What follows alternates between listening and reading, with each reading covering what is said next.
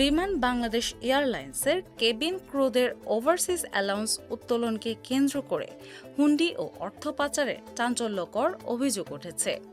দীর্ঘদিনের নিয়ম ভেঙে প্রায় 2 শতাধিক ক্রুর 4.5 কোটি টাকা অর্থাৎ 13,46,000 দিরহাম এক কর্মীর নামে চেক ইস্যু করে উত্তোলন করা হয়েছে।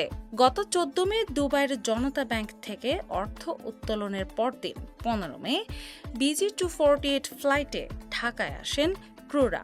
বিমানবন্দরের তল্লাশিতে ফ্লাইট স্টুয়ার্ড মোহাম্মদ আব্দুস শাকুর মুজাহিদের কাছ থেকে নগদ ডলার ও দিরহাম উদ্ধার করা হয়। তবে মোট অর্থের মধ্যে প্রায় 12,68,000 দিরহামের কোনো হিসাব মেলেনি। তদন্ত সংশ্লিষ্টদের ধারণা, নিখোঁজ অর্থের বড় অংশ দুবাইয়ের মানি এক্সচেঞ্জের মাধ্যমে হুন্ডি চক্রের কাছে হস্তান্তর করা হয়েছে।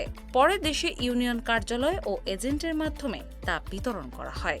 এই ঘটনায় বিমানের অর্থ বিভাগের কয়েকজন কর্মকর্তার সংশ্লিষ্টতারও সন্দেহ করা হচ্ছে। দিনা ইসলাম, বাংলা বাজার পত্রিকা।